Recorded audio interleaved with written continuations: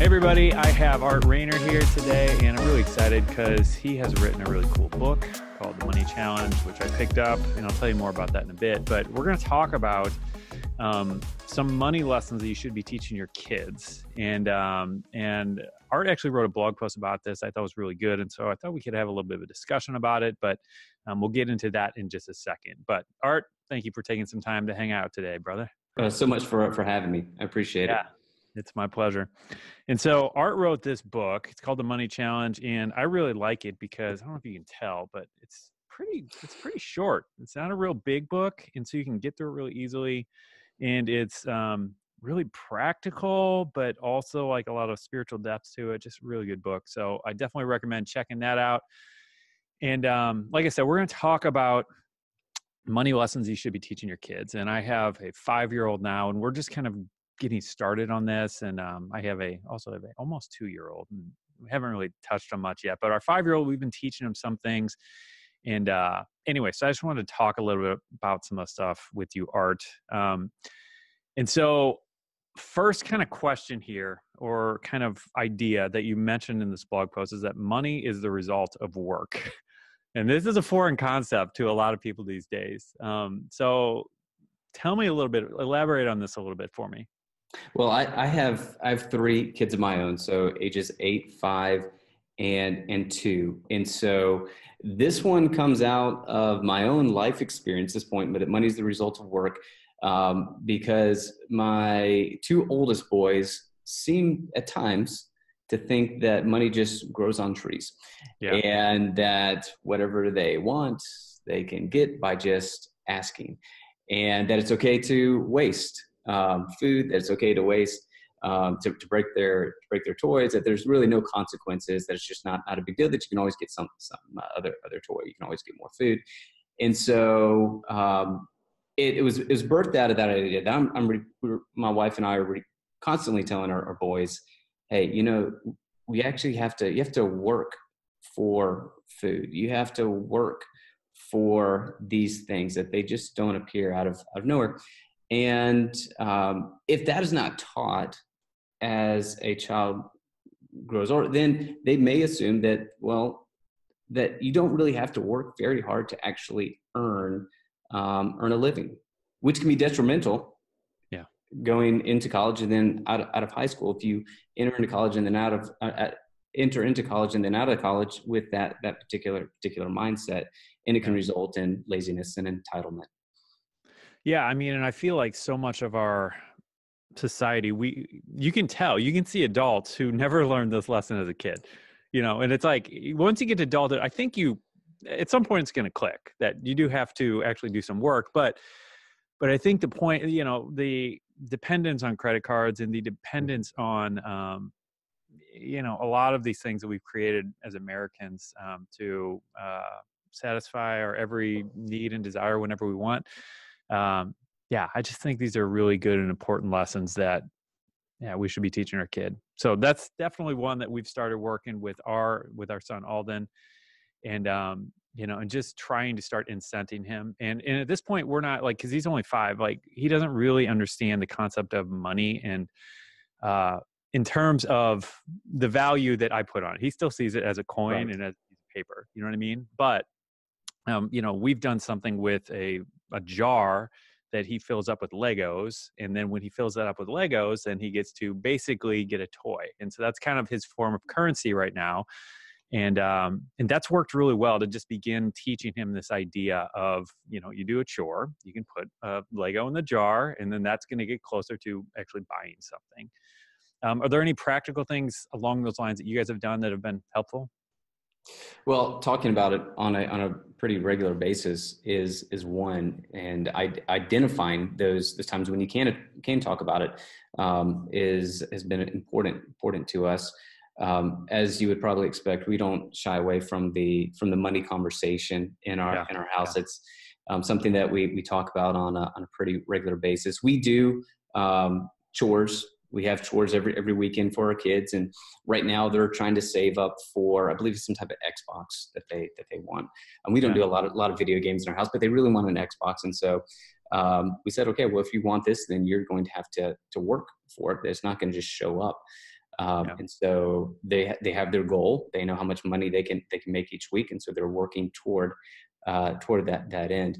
But yeah, Yeah. for students, especially as they get older and as they get in college, just understanding that that money takes, in order to get money, it takes work. Like Yeah. it's not about swiping a credit card. It's not about logging on to a video that promises to make you $1 million overnight. That there's real work involved, and so to respect that concept. Yeah. And in this blog post, number 2 point you made was that money is finite. And this is another one that, man, I've seen some adults, I'm sure you've heard from some too, who have not learned this lesson yet. Yeah, tell me your thoughts on this. Well, you were in the banking industry. Yeah. I was actually in the banking industry as well. So Yep. I've seen many adults that that have not learned this particular lesson. That once the money runs out of your account, you don't have any anymore, Yep. and it obviously leads to debt, to overdraft charge, all these bad things that come along Yeah. with spending more than you actually have. Now, if you assume that, or if you teach somebody that, hey, money is finite, it's limited, the good thing about that is that they then have to, it forces them to plan, right? It forces Yep. them to create this thing. I know it's a bad word, but we'll talk about it. It's called a budget. And it That's a forces good them to word. think through how to manage their finances, their finances well. Yeah. And so, yeah, it's for kids that are teenagers and college students, just the concept that, hey, you know what, it's not an unlimited resource. That there's going to come a time when you will run out of money. If you make money, you will eventually run out of it if you don't keep track of your spending. Yeah. Yeah. Yeah. And I think the biggest thing for me with all this is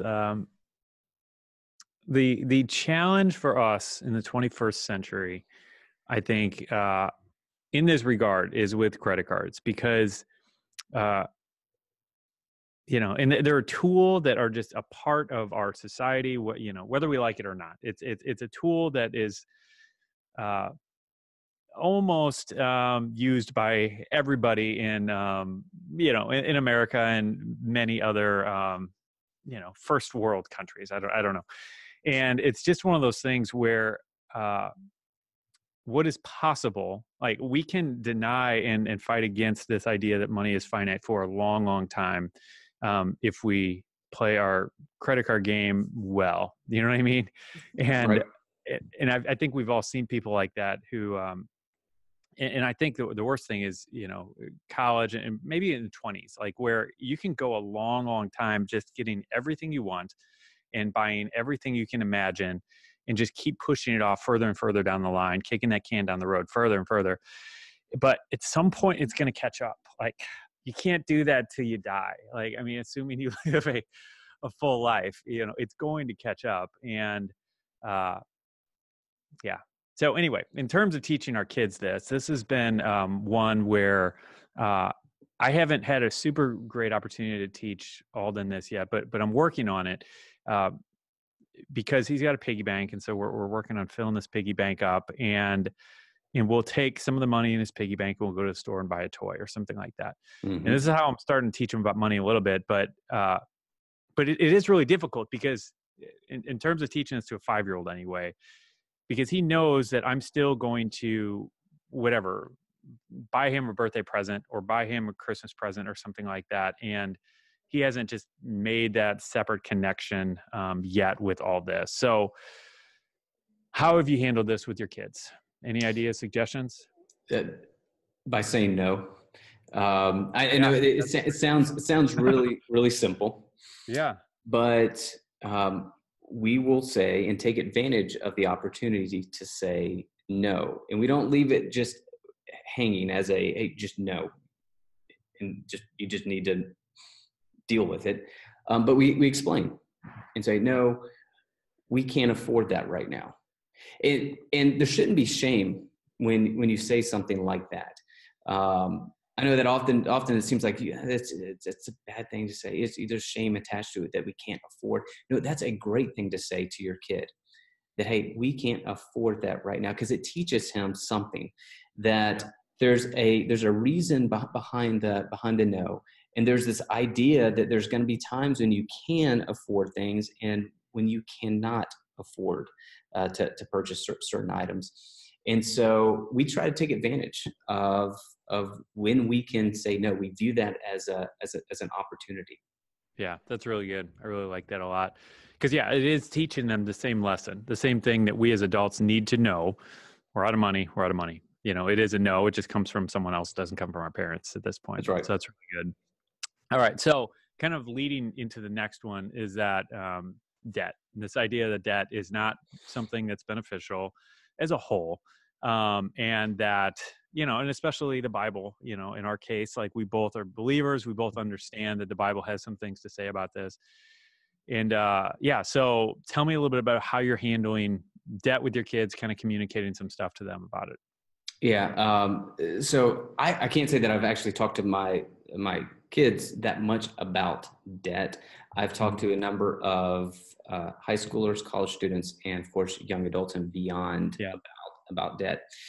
And where I always point them is really where the Bible starts with money, and that's generosity. So I point them to our priority that we have as believers, according to the Bible, with our money, is that we're supposed to be generous with it. We're supposed to give. It's the first thing that we do. And I say this is ultimately God's design for your money. You're supposed to use it to advance His kingdom. Now you get to enjoy it, but you also are using it to advance His kingdom. And say if that's your priority, then things like debt can then become a hindrance to that priority, to living out and to using your money for what God has designed you to do and what your money was supposed to be for. And so I point them to the ultimate why we do that, because often I sometimes think we get the why wrong. Like we often treat being financially healthy as the why we need to get out of debt, why we need to avoid debt, why we need to save money for retirement, savings account, emergency funds. Yep. Yep.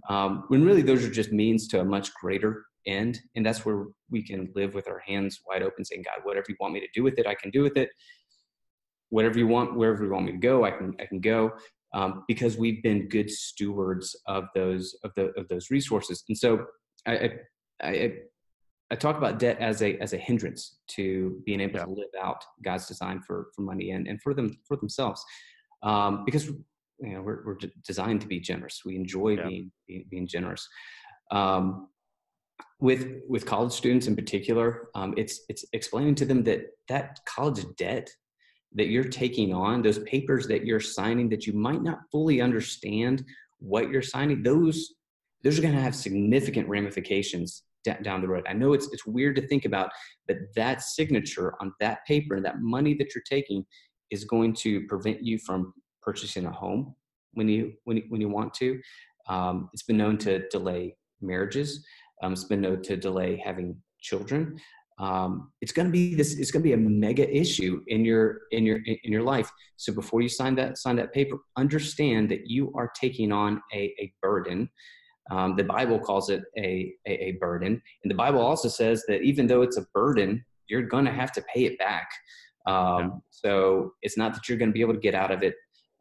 It's a burden that's going to be on you until you pay it off. And it's going to have significant ramifications in your life. It's going to hinder your dreams that you have right now. Yeah. Yeah. And I think for me, when I was in college, I took on a decent amount of student loans. I think I had probably 45,000 total. Mm-hmm. And I, as a college student, had no idea what, you know what I mean? Like, cause I feel like when you're going into college, you're just thinking, I'm going to get a good job as soon as I get out. And I'm going to pay these things off in a couple of years and it's no big deal and whatever. And most students think the same way. They're all thinking that same. It's not that they're going in there thinking, I just want to take on a bunch of debt. That's not what they're thinking. Yeah. They're unaware of the long-term ramifications for that signature and taking on that money. Yeah, I mean, and I think more now than, when you and I were going into college, uh, the promise of having a fantastic job after getting your college degree. I mean, obviously depending on what field of study you're in, it's just a very different thing. And yeah, I didn't get a good job after college. I mean, I actually was kind of stuck in a dead end job and was having a hard time getting out.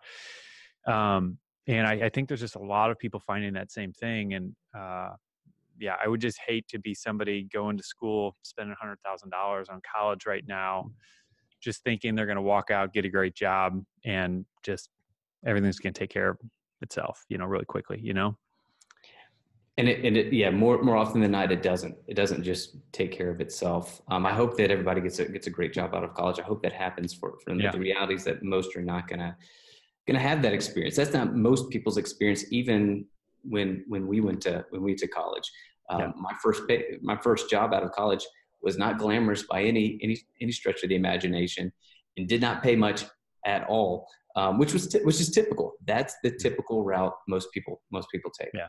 Yeah. All right. All right. So next on the list is, yeah, and a lot of these kind of tie together a little bit. I mean, but this idea that instant gratification leads to delayed financial health.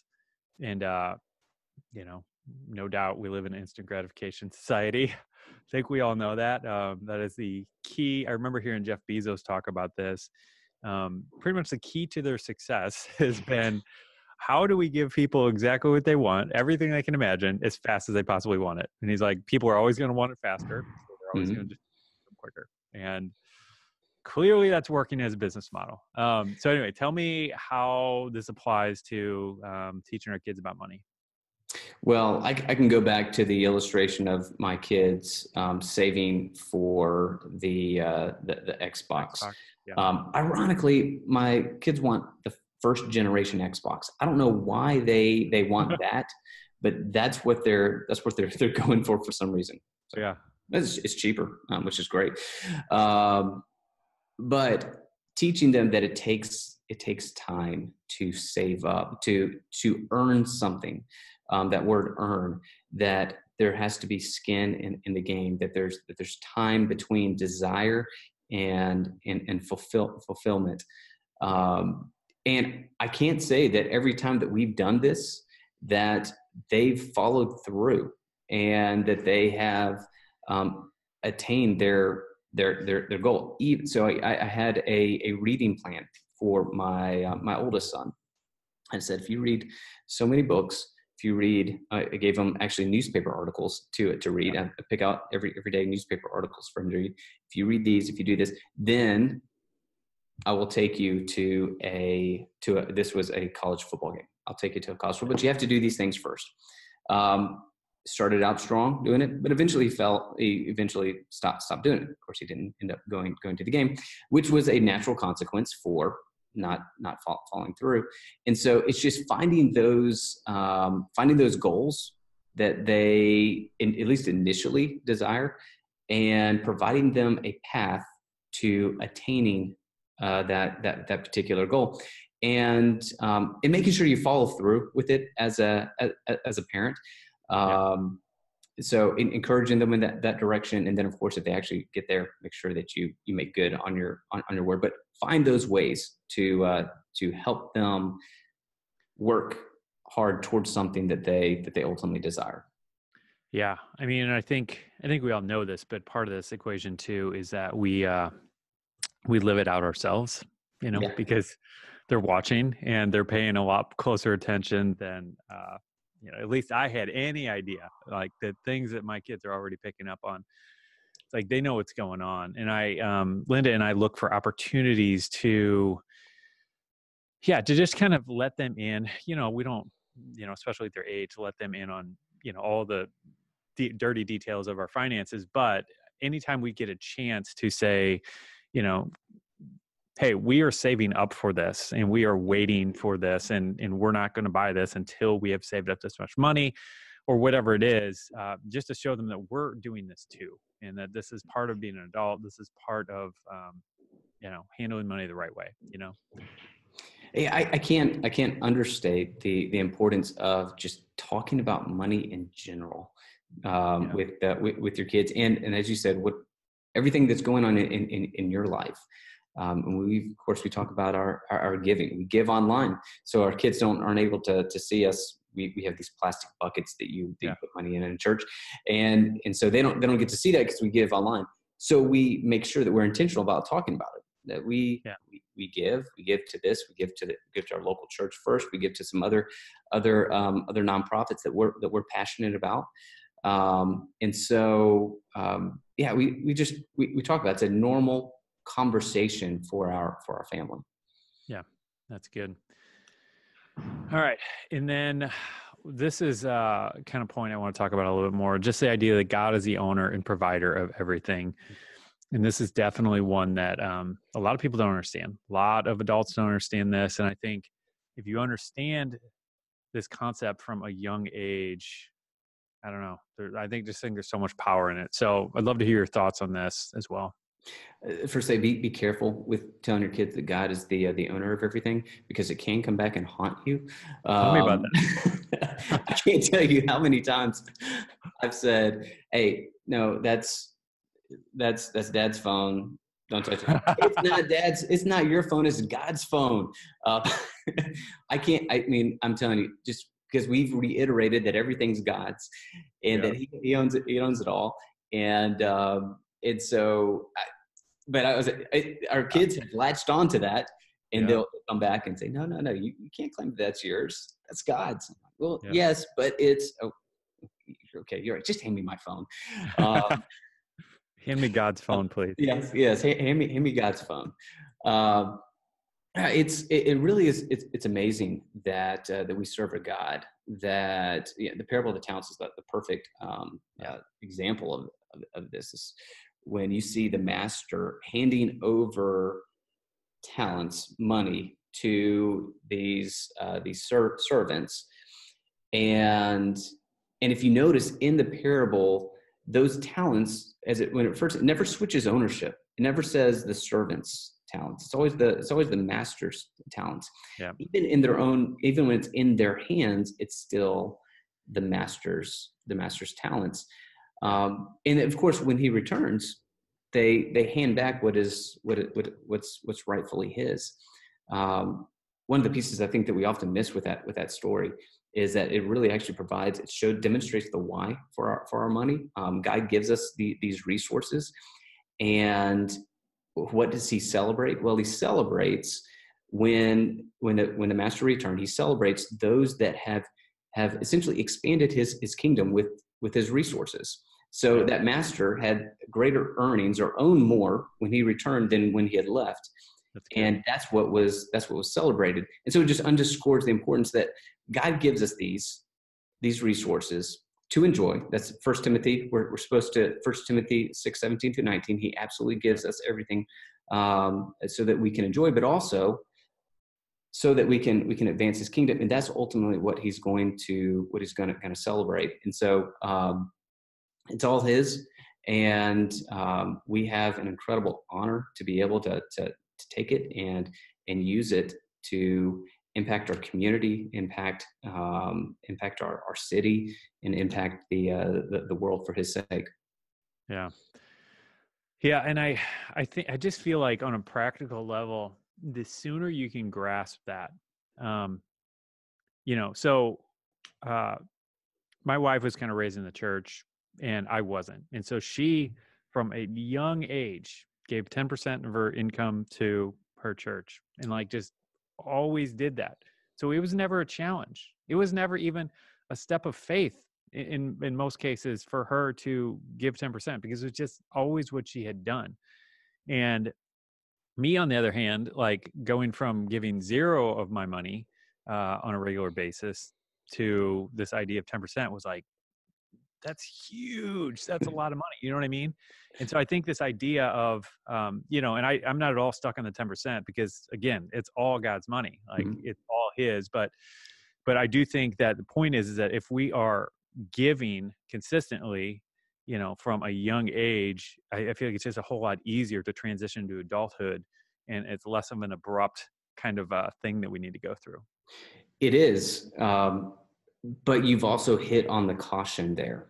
I think we should absolutely teach generosity with our kids, and that it is the priority for our finances.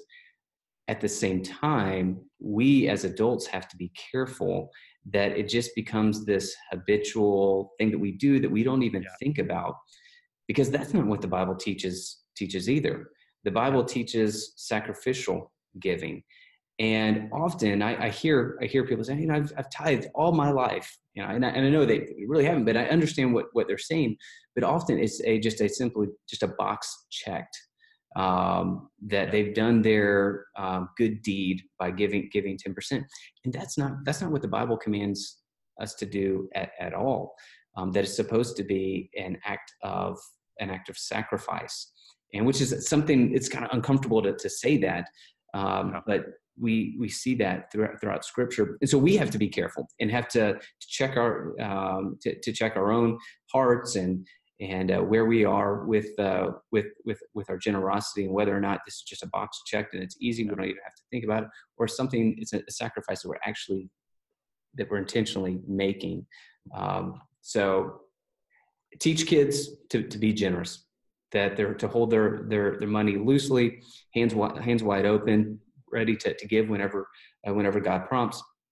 At the same time, even we as adults, we don't want to get in the pattern of just checking boxes, because that's not what God wants either. Yeah, absolutely. And I feel like as we stay obedient to him, yeah, I mean, because this 10% thing is interesting, because you're right. I run into so many people who that is their, I don't know what the best way to describe it is, but just where they've rested their laurels. And Mhm. I honestly just I don't know. I feel like that's a stopping point, not even a stopping point. It's a mark post along the journey of giving, where if we're just really following him and seeking after him and obeying what he's telling us to do, I have a hunch that most of us are going to be given beyond that point, and he's going to stretch us and just continue to stretch us in faith with that. And that's what he's done in our lives. And I don't know. I see that pattern over and over again. So I think that's Well, a fantastic point. and when you look at the examples that God gives us, those that He points out, for us as illustrations on how to give, I think of the widow's mite, or the widow's gift. There was a room full of people dumping large amounts of money into the temple treasury, but it was the widow who gave 2 coins that Jesus pointed out and said, no, she gave more than anybody else. Yep. And why did he point out her? Is because the Bible says that she gave all that she had. In God's economy, amount sacrificed always supersedes amount given. And Yep. so it is about the sacrifice, not necessarily the box that's checked. Plus, the whole tithe. I understand where it comes from. Of course, and you probably know this, have talked about as well. As you look at the Old Testament and you look at the Israelites and how much they actually gave, it could Yep. range all the way up to 33% in any given year, because there were multiple times that they would give. And Yeah. so it's not about the 10%. In fact, it's often much more than that. That's God is looking for the sacrifice in our lives, where we are truly saying it's all yours anyway, and you can take whatever you want. Yeah. Yeah. That's good, brother. All right. So yeah, let's kind of wrap this thing up. So you're working on a kid's book. Do I understand that correctly? Can I Those, talk about? yeah, absolutely. I'm no longer working on those, so they will hit, I believe July 15th is the date, and it is it's completely different type of writing. It's a lot of fun. In fact, I had my 8-year-old read each of the books, and the first book, it started out, I'd let him read each chapter, and the first chapter he said, "Actually, Dad, this is boring," and so I completely scrapped it and made sure that there was a fun read. They're learning about biblical financial principles, but in a very entertaining way. That it's called the Secret Slide Money Club is the name of the series, And so there's 3 books that will hit here July 17th. Cool. All right. So people can, I'm assuming, go to artrainer.com and, as we get closer to that date, probably pre-order there or something like that. Absolutely. Yeah, they're actually already available for pre-order on Amazon or Awesome. lifeway.com or christianbook.com. So they're ready for pre-order now. Awesome. Great. All right. Well, go check it out. And yeah, that's all for today. Appreciate you taking the time, Art. Thanks, brother. Hey, thank you for having me. It's a lot of fun. Now, I hope you found this helpful. And what we do on our channel is we talk about practical stuff like this to put more money in your pocket, but then we also talk about timeless biblical principles on how to manage our money wisely.